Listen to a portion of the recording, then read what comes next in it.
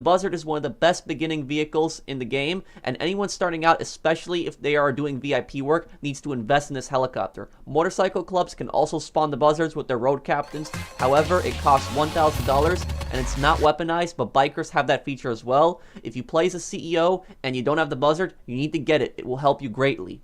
At number 2, we have the Terrorbyte, which is the best vehicle for grinders because it makes running many of the businesses so much more smooth. The Terrorbyte cost an initial price of $1,375,000, which I was very surprised by when I first purchased it. However, you do need a nightclub to purchase it. You can add on a weapon workshop, a drone station, and a vehicle workshop for the Oppressor Mark II. However, these upgrades can stack up and will put you over $2 million.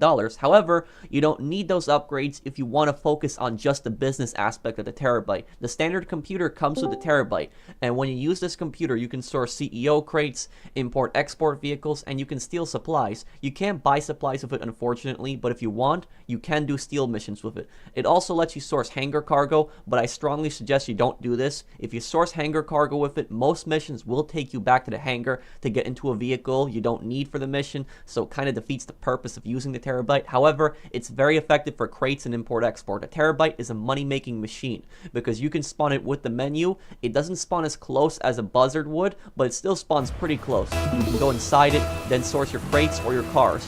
The reason this is so great is because you don't have to waste time going through that long animation into the office on the computer, back out of the office. Just go right in, source your crates for your car, then spawn it again.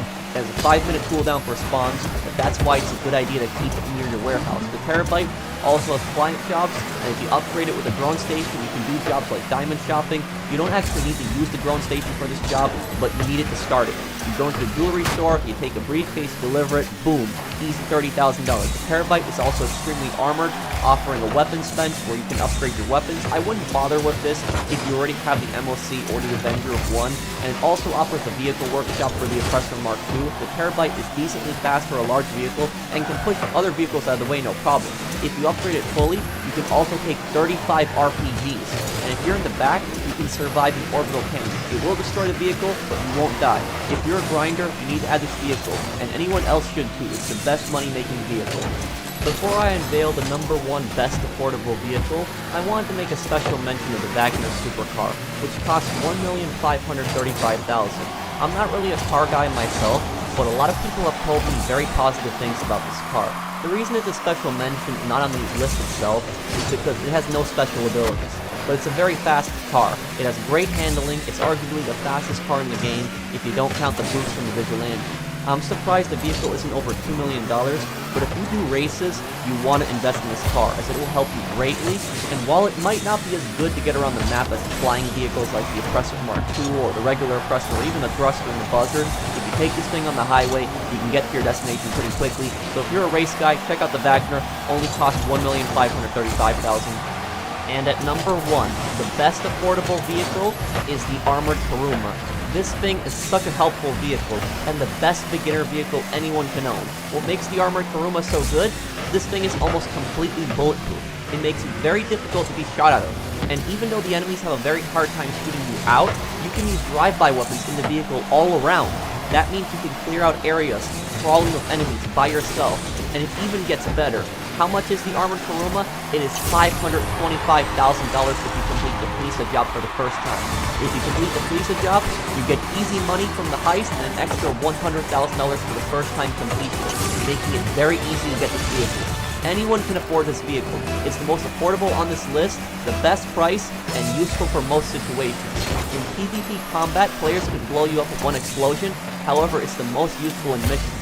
Here you can see me playing the Los Santos Connection, a mission intended for 6 players, and I'm using the Armored Kuruma. I take barely any damage and I clear out all the enemies. The Kuruma can be used anywhere. It can be used for crate missions, VIP work, contact missions, even heists. It makes most heist missions really easy because you can get everyone in the car. It carries 4 people and it's fast and has a great acceleration. And you and your team can easily clear out areas of enemies. Check out the Armored Kuruma if you have not already. Thank you guys for watching. I hope you enjoyed. If you did, drop a like. If you're new to my channel and enjoy my content, subscribe. Let me know down below any other affordable vehicles under $2 million that you find useful that I didn't mention. And I'll see you guys in the next one. Take care, everyone.